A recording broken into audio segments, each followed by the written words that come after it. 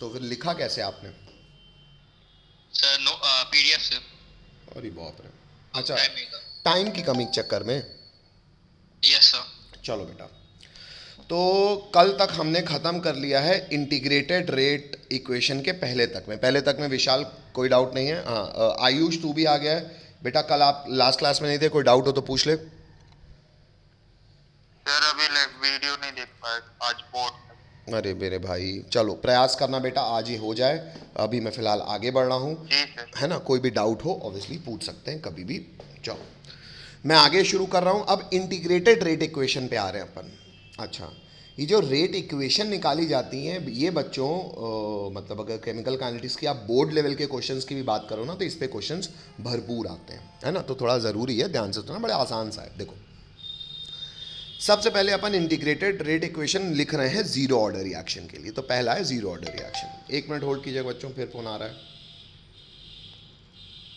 करते हैं इस इच्छा के साथ कि अब कोई फ़ोन नहीं करेगा। चलो, तो अब कहानी ये है कि ज़ीरो ऑर्डर रिएक्शन के लिए सबसे पहले हमको रेट इक्वेशन बनानी है इंटीग्रेशन करके। तो इंटीग्रेटेड फॉर्म आ जाएगा रेट लॉ का। कौन से ऑर्डर के लिए? ज़ीरो ऑर्डर के लिए। तो सबसे पहले एक जनरल रिएक्शन सोचा अपन ने कि रिएक्टेंट बना रहा है प्रोडक्ट, ये कुछ भी हो सकता है। डिफरेंशियल फॉर्म से हम इतनी बात जानते हैं कि रेट ऑफ रिएक्शन होता है rate of disappearance of reactant, जो कि होता है minus change in concentration of reactant upon change in time. यहाँ पे चेंज को डिफरेंशियल चेंज ले लिया है, यानी कि छोटा चेंज, इसलिए डेल्टा को डी लिख दिया है। रेट इक्वेशन से हमको पता है ये बराबर होता है रेट कांस्टेंट के इंटू कंसंट्रेशन ऑफ रिएक्टेंट की पावर ऑर्डर, ये एन ऑर्डर कहलाता है। हमने कंसिडर किया है कि जीरो ऑर्डर रिएक्शन है तो एन का वैल्यू जीरो हो जाएगा, तो anything power zero becomes one, तो ये आ जाएगा के बराबर। क्रॉस मल्टीप्लाई करोगे तो यहाँ पे आ जाएगा चेंज इन डी आर बराबर माइनस के डी टी। इंटीग्रेट कर दिया दोनों साइड, तो बच्चों इंटीग्रेशन ऑफ डी एक्स होता है एक्स, तो इंटीग्रेशन ऑफ डी आर हो जाएगा R, integration of D T हो जाएगा टी। के कांस्टेंट था इसलिए माइनस के बाहर आ गया, और क्योंकि इनडेफिनिट लिमिट्स नहीं लगा रहे तो एक कांस्टेंट आएगा सी। कांस्टेंट सी को निकालने के लिए time T equal to zero पे आप कंसंट्रेशन लेट कर देते हैं, क्योंकि इन जनरल सवालों में दी रहती है। उस कंसंट्रेशन को मान रहा हूं मैं आर नॉट। ऊपर वाले इक्वेशन में वैल्यू पुट करोगे तो आपको मिल जाएगा आर नॉट बराबर सी, यानी कि कांस्टेंट का वैल्यू आ गया आर नॉट बराबर सी। उस चीज़ को पुट कर दिया तो हमने पाया concentration of reactant at time T. जो नॉर्मल कंसंट्रेशन आर था उसको मैंने लिख दिया concentration of reactant at time T. ये टी है बेटा ना, एफ दिख रहा है, ये टी है। बराबर ये सी का वैल्यू आ गया इनिशियल कंसंट्रेशन, यानी कि आर आई लिख दिया इसने, माइनस के टी। ये यहाँ बाजू में इस बच्चे ने ज़्यादा अच्छे से लिखा हुआ है, तो आप ये इसको मत लिखना, आप यही वाला लिख देना। ये कोई तकलीफ? ये मत लिखना, कोई तकलीफ नहीं सर। चलो, अब ये आ गया हमारा इक्वेशन जीरो ऑर्डर रिएक्शन के लिए, और ये इक्वेशन आपको याद भी रहना चाहिए। तो इक्वेशन हो जाएगा concentration of reactant at time T is equal to minus K T plus concentration at time zero, या R T is equal to minus K T plus R naught, है ना? ग्राफिकल रिप्रेजेंटेशन ऊपर का ही बना रहे। अगर वाई एक्सिस में plot कर रहा हूँ मैं कंसंट्रेशन को, और एक्स एक्सिस में प्लॉट कर रहा हूँ मैं टाइम को, तो मुझे पता है ये एक स्ट्रेट लाइन बनेगी जिसका स्लोप हो जाएगा माइनस के, क्योंकि Y equal to M X plus C का फॉर्म बन गया। इसमें ये जो पॉइंट होगा ये at time T equal to zero, मुझे पता है कंसंट्रेशन ऑफ रिएक्टेंट को मैंने आर आई या आर नॉट भी रिप्रेजेंट करते हैं, आर आई यानी कि इनिशियल कंसंट्रेशन भी रिप्रेजेंट करते हैं, है ना? तो फिर कुछ अच्छा, ये बेटा एक्स्ट्रा जानकारी है एडवांस के लिए। एक्चुअली क्या होता है ना, एडवांस के क्वेश्चन में आपसे वो जानकारी याद रखने की डिमांड करता है कि आपको पता होना चाहिए कौन से ऑर्डर जीरो ऑर्डर रिएक्शन होते हैं, लेकिन बोर्ड और मेंस में बेटा वो बता ही देता है। तो आपको यहाँ पे एग्जाम्पल्स याद रखने की ज़रूरत नहीं है। जैसे यहाँ पे लिखा हुआ है some enzyme catalysed reaction are zero order, ये मत याद रखो, लिखना भी नहीं है। उसके बाद ये भी लिखा हुआ है, ये एक और एग्जांपल लिखा हुआ है कि डीकम्पोजिशन ऑफ गैसियस अमोनिया, ये भी आपको याद रखने की ज़रूरत नहीं है। आपको सवाल बोर्ड और मेंस के लेवल में हमेशा बताएगा कि ऑर्डर क्या है। तो वैसे ही एक रिएक्शन लिखा हुआ है कि दो अमोनिया इस टेम्परेचर कैटलिस्ट की मौजूदगी में N2 और H2 बनाते हैं। ये मैं आपको बता रहा हूँ कि जीरो ऑर्डर रिएक्शन, अगर बता रहा हूँ तो क्या करोगे? कहोगे रेट इज इक्वल टू के, क्योंकि concentration of ammonia power zero है। क्यों? क्योंकि ऑर्डर जीरो है। तो आइए इसको थोड़ा सा, हालांकि बात वही होगी, बस कंसंट्रेशन ऑफ अमोनिया के टर्म्स में लिख देना है आपने को। तो हालांकि यहाँ लिखा नहीं है, अगर आपको लिखना होगा तो क्या लिखोगे बच्चों? यहाँ पे बताओ, concentration of ammonia at time T will be equal to minus K T plus concentration of ammonia at time 0। कोई तकलीफ नहीं। है ना। तो ये हो गया किसी भी जीरो ऑर्डर के लिए इंटीग्रेटेड रेट इक्वेशन लिखना। नेक्स्ट आगे जीरो ऑर्डर के लिए एक और पॉइंट क्रमांक 3, हाफ लाइफ। अब हाफ लाइफ क्या होता है, सबसे पहले टी हाफ से रिप्रेजेंट किया जाता है। एक्चुअली बेटा मान लो आपने रिएक्टेंट शुरू में लिया था 100 रुपये, तो वो 100 रुपये से आधा यानी कि 50 रुपये होने में कितना समय लगाएगा, वो समय कहलाता है हाफ लाइफ, है ना। तो वही लिखा हुआ है इंग्लिश में। तो अब जीरो ऑर्डर के लिए हाफ लाइफ निकालना बोला गया अपने को। तो कंसंट्रेशन, ये CF लिखा हुआ है इस बच्ची ने, मतलब फाइनल रिएक्शन, फाइनल कंसंट्रेशन। ये इसको हम लोग वो मानते हैं concentration of reactant at time T है। तो किसी भी समय पे अगर इनिशियल कंसंट्रेशन का आधा हो जाएगा तो इसी चीज़ को आप फर्स्ट ऑर्डर के रेट लॉ में पुट कर दो। रेट लॉ क्या था, concentration of reactant at time T, जो कि हो गया आर ई बाई टू यानी कि CI/2 बराबर कंसंट्रेशन एट टाइम 0 यानी कि CI माइनस के टी। तो इसको सॉल्व करोगे तो आप टी आ जाएगा आपका CI/2 के। आप CI के टर्म में मत याद रखना, आप यही ब्लू पेन के टर्म में याद रखना, क्या, R0/2 के। कोई तकलीफ, कोई तकलीफ नहीं सर। जो कि आपको ये याद भी रखना पड़ेगा, और ये समझ प्रैक्टिकली हमने निकाल भी लिया, एक्सपेरिमेंट मैथमेटिकली किया कि जो हाफ लाइफ होती है ज़ीरो ऑर्डर के केस में, यानी कि आधा होने का जो समय होता है वो डायरेक्टली प्रोपोर्शनल होता है इनिशियल कंसंट्रेशन के।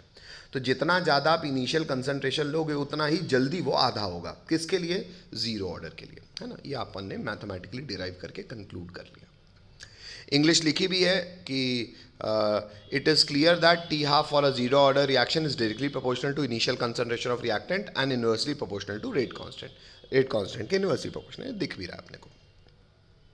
कैपिटल बी में आते हैं। क्यों सर, हमने 3 बात कर ली फर्स्ट ऑर्डर के केस में, अब हम सेकेंड ऑर्डर के केस में बात करें, सॉरी जीरो ऑर्डर केस में बात कर लिया, फर्स्ट ऑर्डर केस में बात करेंगे। हो क्या जाएगा, कुछ फर्क नहीं पड़ेगा सर, रेट होता है माइनस dR/dt बराबर के इंटू आर की पावर ऑफ 1 हो जाएगा, क्योंकि फर्स्ट ऑर्डर है। फिर ये r को नीचे भेज दिया और dt को यहाँ भेज दिया, तो dr/r आ गया। तो बच्चों what is integration of 1/x dx, सबको पता ही होता है ln ऑफ x। ln मतलब बेटा log बेस e, है ना। तो ये आ गया देखो ln ऑफ x, x की जगह r है, बराबर माइनस के कांस्टेंट है तो ये वही आ जाएगा t प्लस कांस्टेंट c, क्योंकि इनडेफिनेट इंटीग्रेशन है। तो यहाँ बस ln का टर्म आ गया, है ना। दोबारा वही करेंगे, कांस्टेंट c निकालने के लिए टाइम t को 0 करेंगे। देखो नीचे लिखा हुआ है टाइम t अगर 0 है तो c का वैल्यू आ जाएगा ln of r0, where r0 क्या हो जाएगी, इनिशियल कंसंट्रेशन। तो उसका ln of r0 will be the value of c। इसको पुट कर देंगे हम ऊपर तो हमको मिलेगा ln of concentration of reactant at time t, इसने CF लिखा हुआ है मतलब फाइनल कंसंट्रेशन, है ना, बराबर initial ln of initial concentration minus K T. इसको मान लो यहाँ इसने डायरेक्ट कर दिया है, पर मैं एक स्टेप आपके लिए कर देता हूँ कि ln of CF minus ln of CI बराबर हो जाएगा माइनस के टी के। तो बच्चों ln of A minus ln of B क्या होता है, ln of A upon B। तो हो गया, इसने सीधा लिखा हुआ है ln of CF upon CI बराबर माइनस के टी। तो के टी बराबर हो गया, माइनस को उधर भेज दो, तो अगर माइनस यहाँ आएगा तो लॉग में पावर में चढ़ जाता है, पावर में चढ़ जाता है तो ये उल्टा हो जाएगा, यानी कि CI अपॉन CF हो जाएगा। तो देखो माइनस हट गया है और ये ऐसा आ गया है। कोई तकलीफ बच्चों, बोलना पड़ेगा। No sir. तो यहाँ से अपन आ गए के T is equal to ln of CI upon CF। और ये बच्चों आपको याद रखना है, क्या, ये जो डब्बे में बंद है ये, यानी कि t इज इक्वल टू, अब ln होता है log बेस e, हमको कौन सी वैल्यू याद होती है, log बेस 10 की। तो log बेस e को log बेस 10 में कैसे चेंज करते हैं, मल्टीप्लाई लगा देते हैं 2.303 का, ln बदल जाता है log में, ऊपर नीचे सेम रहेगा, यानी कि इनिशियल कंसंट्रेशन अपॉन फाइनल नहीं, एट टाइम t की कंसंट्रेशन, है ना, CF लिखा हुआ है उसको अपॉन k। ये आपको याद रहना चाहिए बच्चों। हेलो, इसका एक और फॉर्म है जो आपको याद होना चाहिए, हम सीधे लिख रहे हैं, क्या, कि बच्चों अगर आप इस दोनों जगह इस चीज़ों को e की पावर में चढ़ा दोगे तो ये e की पावर में चढ़ जाएगा, ये e की पावर में चढ़ जाएगा। लॉग की प्रॉपर्टी होती है, अगर ये e की पावर में चढ़ा तो e raise to the power ln of x, ये क्या हो जाएगा, x। ये पता है सबको प्रॉपर्टी लॉग की, यस पता है। हाँ। तो ये जो x था वो यहीं आ जाएगा, तो अगर हमने दोनों जगह एक्सपोनेंशियल की पावर चढ़ा दिया तो बच्चों ये आ गया CI अपॉन CF बराबर e की पावर के टी। तो यहाँ से आप माइनस अगर कर लो, वापस यहाँ माइनस दे दो, तो सी एफ आ जाएगा, तो सी एफ आ जाएगा सी आई इंटू ई की पावर माइनस के टी। तो ये भी फॉर्मूला आपको पता होना चाहिए। हेलो हेलो, यस हाँ सर। ठीक है, नेक्स्ट। ये दो अलग अलग टर्म्स में किया हुआ है, तो ये मैं पूरा डिराइव नहीं करा रहा हूँ बेटा, आप सीधा अभी इतना ही कर लीजिएगा। क्या एक और फॉर्म है कि अगर दो डिफरेंट टाइम्स हो T1 और T2, तो आप उसको बिना डिराइव करके समझ ऐसे सकते हो कि बच्चों यहाँ पे देखो, यहाँ पे देखो, अगर आप K निकालो तो K बराबर हो जाएगा 2.303 अपॉन नीचे आ जाएगा T। बच्चों ये T पता है क्या है? T माइनस जीरो है। हेलो, इनटू पता है क्या है? इनटू पता है क्या है? इनटू है लॉग ऑफ सी आई मतलब इनिशियल यानी कि concentration at time zero upon C F मतलब कंसंट्रेशन एट टाइम टी। तो इसी ट्रेंड से आप दो डिफरेंट टाइम पे खुद ही फॉर्मूला बना सकते हो कि अगर इस टाइम को मैं कह रहा हूँ T2 और इस इनिशियल टाइम को अगर मैं इनिशियल ना मान के कोई इनिशियल टाइम T1 मान रहा हूँ, मतलब कोई जनरल टाइम T1 मान रहा हूँ, T1 छोटा है T2 बड़ा है, तो उधर भी प्रोपोर्शनली वही चेंज हो जाएगा। यहाँ पे क्या आ जाएगा बच्चों? ऊपर C1 और नीचे क्या आ जाएगा बच्चों? C2। ये आप सोच सकते हो खुद ही। Hello yes sir. हाँ ठीक है, T1 T2 पुट करके मैथमेटिकली भी देख सकते हैं, पर आवश्यकता नहीं, आप सीधा इस चीज़ को सीधा फॉर्मूले में पहुंच जाइएगा। कहाँ पे? ये। और ये याद भी होना चाहिए। हेलो, बस यहाँ पे आप कर देना concentration of R at time 1 upon concentration of R at time 2। Hello,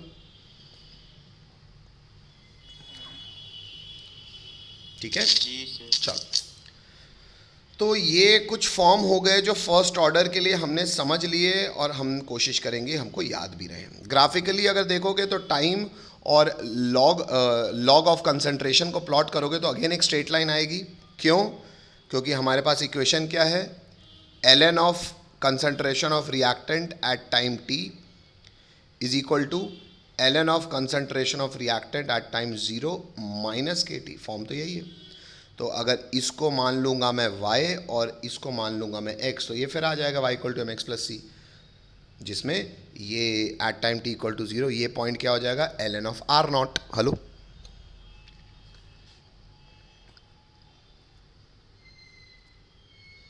hello, हाँ सर। ठीक है। तो केवल आपको यही ग्राफ पता होना चाहिए। इसने एक और ग्राफ बनाया हुआ है नीचे, पर वो ग्राफ किसके बीच में है?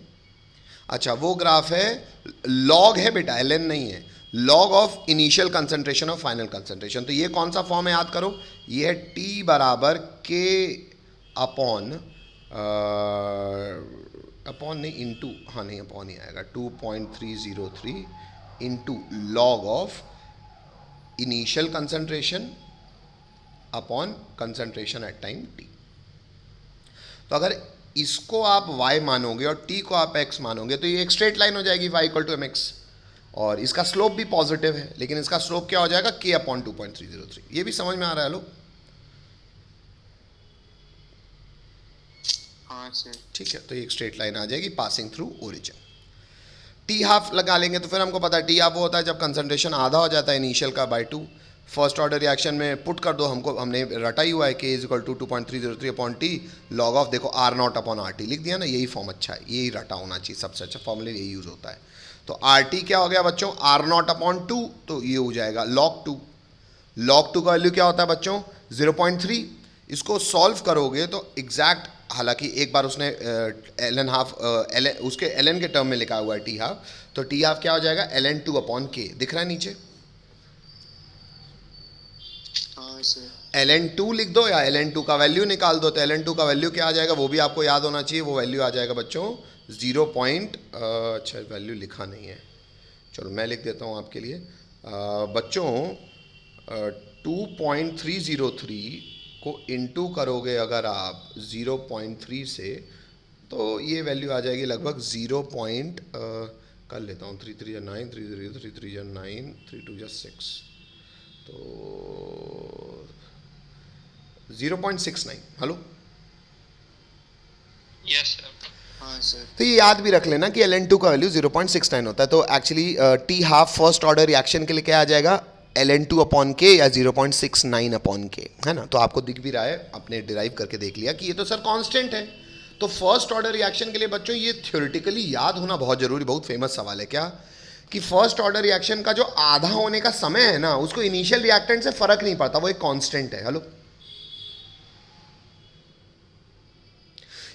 वही वो आपको याद भी दिला रहा है, नोट डाल के कह रहा है देखो जीरो ऑर्डर के लिए टी हाफ इनिशियल कंसंट्रेशन के डायरेक्टली प्रोपोर्शनल था, लेकिन फर्स्ट ऑर्डर के लिए टी हाफ इंडिपेंडेंट है। किसके इंडिपेंडेंट है, सिर्फ इंडिपेंडेंट लिख लेना, ऑफ इनिशियल कंसंट्रेशन।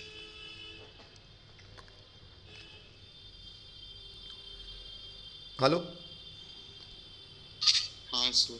और ये इन जनरल वाली बात नहीं लिखना, ये ज़्यादा हो जाएगा, ये मेंस तक के लिए आपका इतने में काम हो जाना है, ठीक है।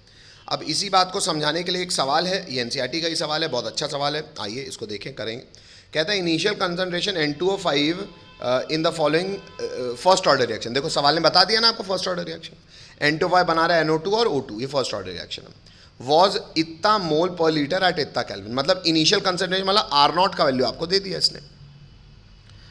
कह रहा है the concentration of N2 after 60 minute, मतलब 60 मिनट बीतने के बाद, मतलब टाइम बता दिया उसने। कहता है उसका कंसंट्रेशन इतना हो गया, मतलब RT का वैल्यू दे दिया उसने। कहता है बताओ रेट कांस्टेंट कितना होगा, रेट कांस्टेंट मतलब K का वैल्यू पूछ रहा है, तो K का वैल्यू क्या हो जाएगा बच्चों, K का वैल्यू हो जाएगा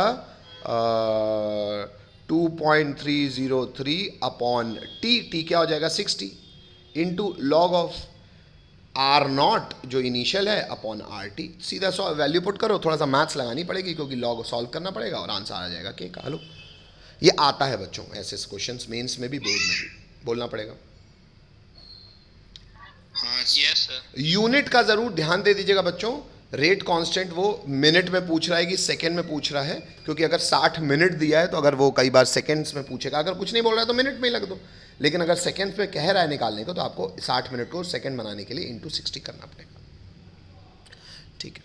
आगे बढ़ रहा हूँ, नेक्स्ट देखो नीचे फॉर्मूला लिखा हुआ है, प्रॉपर सॉल्व किया हुआ है, आप इसको चेक कर सकते हो। अच्छा, पर मिनट में ही निकाला हुआ उसमें, ठीक है। ये बहुत अच्छी बात है, नोट डाल के दिया हुआ है, पर एक सच्चाई बता दूं, देखो ये बोर्ड के लिए ज़रूरी नहीं है, पर मेंस में ये ज़रूरी है और एनसीईआरटी की बात है, इसलिए ये मैं छोड़वा नहीं रहा हूँ। नोट है, एक typical first order gaseous reaction को ऑब्जर्व करो। अच्छा, गैशियस रिएक्शन में फ़र्क पता क्या होता है बच्चों, अगर आपको थोड़ी भी 11th याद हो या इक्विलिब्रियम चैप्टर याद हो, गैसेस के केस में ना कंसंट्रेशन निकालना कठिन होता है, क्या निकालना आसान होता है, प्रेशर। हेलो, इसलिए जो काम हम कंसंट्रेशन में करते हैं वो हम प्रेशर में करने लगते हैं। अच्छा, तो at time t equal to 0 अगर रिएक्टेंट का प्रेशर P0 था तो प्रोडक्ट तो बना नहीं था। टाइम t के बाद स्टोइशियोमेट्रिकली यहाँ माना जा रहा है ये एक टूटेगा, ये एक बनेगा, ये एक बनेगा, तो ये x टूटेगा तो बचेगा कितना, P0 माइनस x, और ये x और x बन जाएगा और P0 इनिशियल प्रेशर हो गया। Hello, hello, yes sir. तो बच्चों एट टाइम t अगर आपसे कोई फाइनल प्रेशर पूछेगा तो हम कह रहे हैं लेट टोटल प्रेशर PT है, तो टोटल प्रेशर तो बच्चों सब गैस का मिला के आएगा, तो टोटल प्रेशर PT किसके बराबर आ जाएगा, A का pressure which is P0 minus x plus B का pressure which is x plus C का pressure which is x, x cut गया तो PT आ जाएगा P0 प्लस x। कोई तकलीफ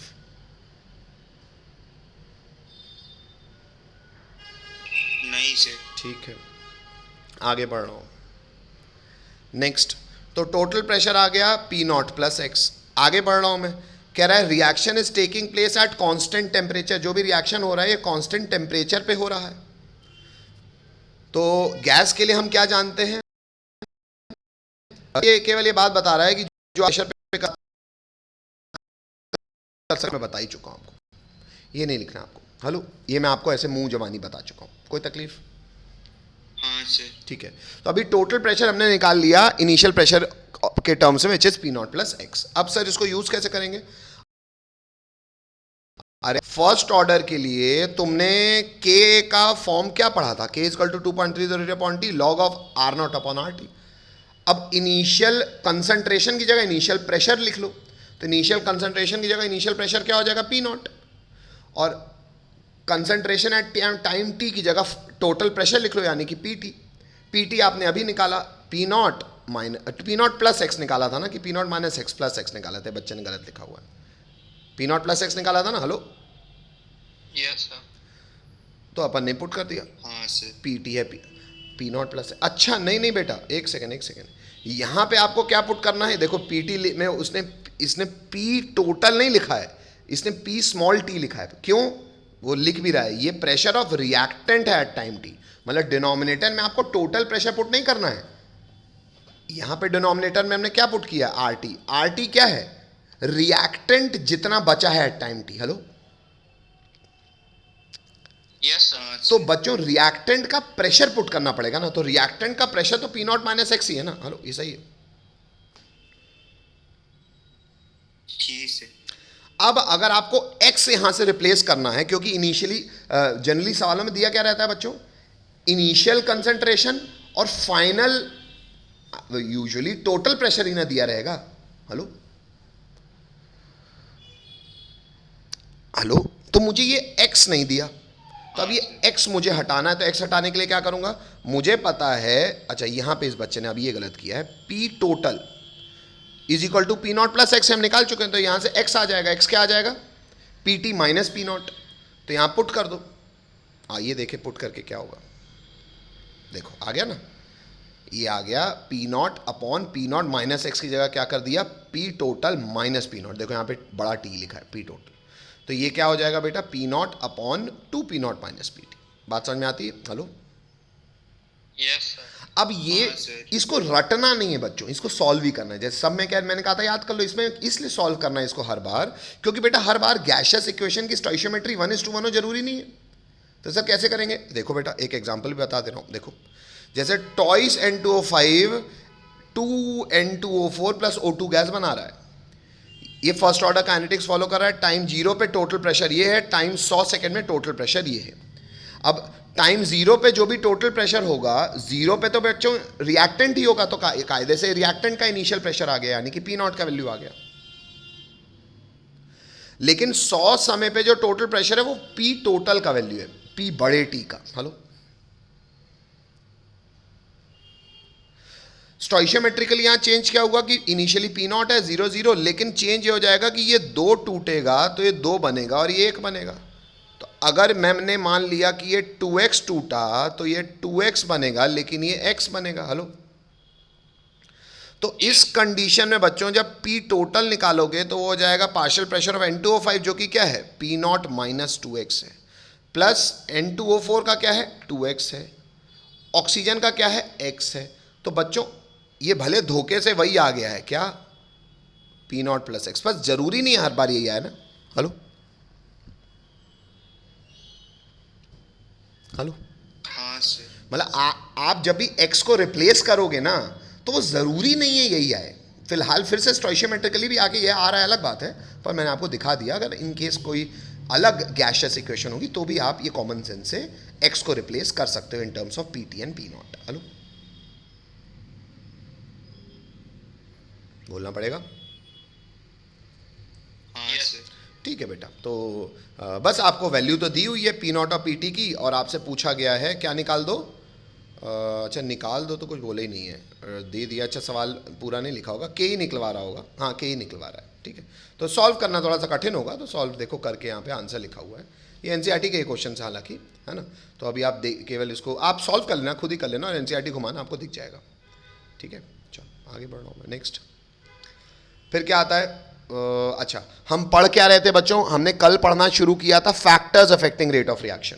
हम फिर से वही लिख रहे हैं, क्या, factors affecting rate of reaction.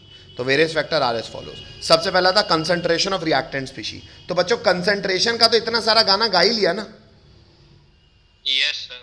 तो जो कंसंट्रेशन वाला फैक्टर था वो तो हम डिस्कस कर ही चुके हैं।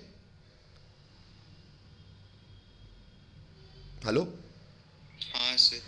तो कैपिटल ए में हमने वेरियस फैक्टर्स फिर से लिखे और उसमें फिर से सारे फैक्टर्स लिखे। सारे फैक्टर्स में हमने पिछले में केवल एक ही फैक्टर लिखा था, क्योंकि उसको ऑर्डर, मॉलिक्यूलैरिटी, इंटीग्रेटेड रेट लॉ के इक्वेशन, हाफ लाइफ, ये सब कुछ हमने कंसंट्रेशन ऑफ रिएक्टेंट जब समझा कि रिएक्टेंट के कंसंट्रेशन पे रेट ऑफ किसी भी रिएक्शन का रेट डिपेंड करता है, तो हमने ये सारा कहानी उसके साथ पढ़ ली। तो अब उसको दोबारा बताने की ज़रूरत नहीं है, लेकिन ये फिर से हम लिस्ट कर रहे हैं कि रेट ऑफ रिएक्शन जो है वो डिपेंड करता है कंसंट्रेशन ऑफ रिएक्टेंट पे, वो सबसे पहला फैक्टर है। उसके बाद दूसरा फैक्टर को अब हम लिख रहे हैं कैपिटल बी। दूसरा फैक्टर क्या है? Temperature of system. तो अब हम temperature dependence of rate of reaction की बात करेंगे। कोई तकलीफ? बहुत सर। चलो, अब टेम्परेचर डिपेंडेंस देखने के लिए बच्चों सबसे पहले जो हम ऑर्गेनिक केमिस्ट्री से आज तक जानते हैं ना, वो जानने का एक्सपेरिमेंटल प्रमाण केमिकल काइनेटिक्स ने ही हमको दिया है। केमिकल काइनेटिक्स ये कहती है, ये सबसे पहले बच्चों, ये पॉइंट नंबर 1 जो है, ये एक जनरलाइज्ड बात है, ये एक्सपेरिमेंटली एक कंक्लूजन दिया गया है। वो क्या है, आइए देखते हैं। कहता है कोई भी केमिकल रिएक्शन में अगर तुम टेम्परेचर बढ़ाते हो ना तो रेट ऑफ रिएक्शन बढ़ता है। तो वही कह रहा है for a chemical reaction with rise. और अच्छा, ये आपको क्वांटिटेटिवली बता भी रहा है कितना। कहता है कोई भी केमिकल रिएक्शन में अगर आप 10 डिग्री टेम्परेचर राइज करते हैं ना तो रेट ऑफ रिएक्शन लगभग दुगना हो जाता है। हेलो, कोई भी रिएक्शन का ये एक थंब रूल है जो कि जो कि एक्सपेरिमेंट करके हर रिएक्शन के लिए ऑब्जर्व किया गया है। नियरली डबल, मतलब टेम्परेचर बढ़ाने पे रेट ऑफ रिएक्शन बढ़ता तो है। क्यों? हमको शायद अभी ऑर्गेनिक केमिस्ट्री से ही पता है, पर वो ऑर्गेनिक केमिस्ट्री जो पता उसका प्रमाण इसी चैप्टर ने दिया है, क्योंकि एक्सपेरिमेंटली तो यही चैप्टर कर करके दिखाया। तो हमने जब ये देखा कि जैसे जैसे टेम्परेचर बढ़ाओगे वैसे वैसे रिएक्टेंट मॉलिक्यूल्स एक दूसरे के साथ ज़्यादा कोलाइड करेंगे, और जितना कोलाइड करेंगे अच्छा इंटरमीडिएट बनेगा, इंटरमीडिएट एक्टिवेशन एनर्जी का पहाड़ चढ़ेगा और प्रोडक्ट बना लेगा। ये जो हम ऑर्गेनिक केमिस्ट्री से जानते हैं, ये जानकारी हालांकि केमिकल काइनेटिक्स की ही है, लेकिन यहाँ पे अब क्योंकि हम वो जानते हैं तो इसको नटशेल में यूज़ कर लेते हैं कि भाई टेम्परेचर बढ़ाने से रेट ऑफ रिएक्शन बढ़ता है। अच्छा, अब इस बात पे एडिशन ये है कि 10 डिग्री बढ़ाने पे लगभग डबल हो जाता है। कोई तकलीफ?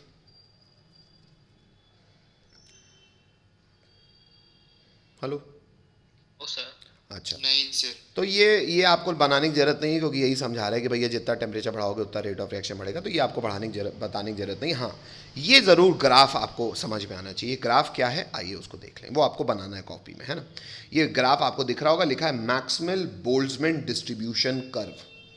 अब ये जो कर्व है बच्चों, इसमें वाई एक्सिस में प्लॉट किया है फ्रैक्शन ऑफ मॉलिक्यूल्स और एक्स एक्सिस में प्लॉट किया उनकी एनर्जी। ये एनर्जी जो है ये बोल्ट्जमैन डिस्ट्रीब्यूशन कर्व मैं आपके लिए एक बार फिर से बना देता हूँ वाइट बोर्ड में। हालांकि आपको दिख रहा है, पर एक बार मैं वाइट बोर्ड में बना देता हूँ, ज़रूरी है। देखो, वाई एक्सिस में क्या हम पुट कर रहे हैं, फ्रैक्शन ऑफ मॉलिक्यूल्स, और एक्स एक्सिस में प्लॉट कर रहे हैं उनकी एनर्जी। अच्छा, हम इतना ऑर्गेनिक केमिस्ट्री से जानते हैं कि कभी भी कोई भी रिएक्टेंट जब प्रोडक्ट बनता है तो हमेशा एनर्जी का ग्राफ कैसे उठता है बेटा? ये जो एनर्जी अगर वाई एक्सिस में प्लॉट करूं उनकी, तो एनर्जी का ग्राफ कैसे उठता है? एक मैक्सिमम एनर्जी छूता है, और इस मैक्सिमम एनर्जी को क्या बोलते हैं बच्चों? ऑर्गेनिक केमिस्ट्री से पता है आपको, एक्टिवेशन एनर्जी। क्या कहते हैं? एक्टिवेशन। मतलब इतनी एनर्जी रिएक्टेंट जब इंटरमीडिएट बनाएगा ना, तो जो इंटरमीडिएट स्टेबल होगा, स्टेबल मतलब एनर्जी ज़्यादा होगी उसकी। हाईएस्ट एनर्जी जो इंटरमीडिएट होगा, इंटरमीडिएट की एनर्जी ज़्यादा होती है, जिसकी ज़्यादा होगी वही तो बनेगा। हाँ, लेकिन ये intermediate exist fraction of seconds के लिए करेगा। इसका अर्थ ये होता है कि कायदे से अगर रिएक्शन 10 सेकेंड में हो रहा है तो यहाँ से यहाँ तक पहुँचने में कहो 9 सेकेंड लग जाएं, और 1 सेकेंड में आदमी फिसल जाता है। ये फिसल पट्टी वाला ही कंसेप्ट है कि आदमी अगर स्लाइड झूलने जाता है तो मैक्सिमम टाइम उसको ऊपर चढ़ने में लगता है, बाकी मजा लेना तो 2 सेकेंड का काम होता है। तो वही वाली बात है। तो ये जो एनर्जी है ना बच्चों, जो मैक्सिमम एनर्जी है, ये एनर्जी कहलाती है एक्टिवेशन एनर्जी। तो अगर मैं इसी ग्राफ को मैक्सवेल के हिसाब से प्लॉट करूं तो यहाँ पे तो सर एनर्जी में एक्स एक्सिस में प्लॉट कर रहा हूँ, तो एक मैक्सिमम एनर्जी मिनिमम जो चाहिए ये है, वो यहाँ है, मान लो ये एक्टिवेशन एनर्जी अपनी। तो बच्चों प्रोडक्ट तो वही बना पाएंगे ना, और यहाँ पे क्या मैंने पुट किया है, फ्रैक्शन ऑफ मॉलिक्यूल्स। तो अब आप बताओ प्रोडक्ट कौन बना पाएगा? जिनकी एनर्जी एक्टिवेशन एनर्जी से ज़्यादा होगी। हेलो हेलो,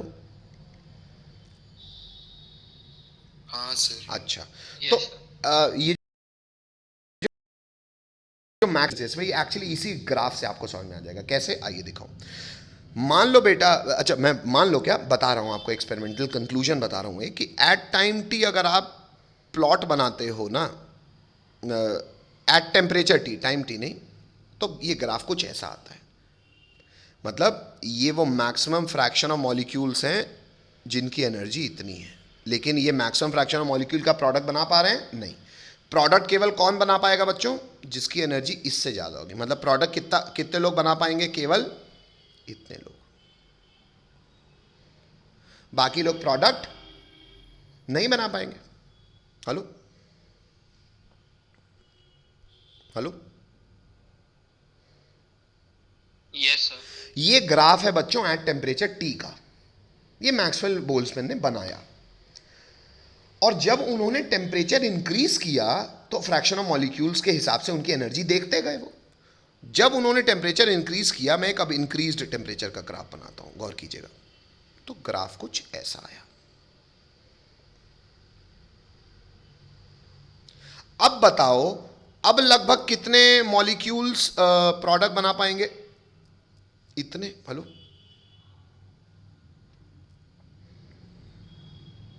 हेलो, जी सर। तो लगभग बच्चों बताओ, अगर रेट ऑफ रिएक्शन ये था कि पहले 50 लोग प्रोडक्ट बना रहे थे, तो अब लगभग 50 और बना रहे हैं, तो लगभग रेट डबल हो गया ना टेम्परेचर कितना बढ़ाने पे। ये एक्चुअली ग्राफ है T plus 10 degree Celsius. 10 degree.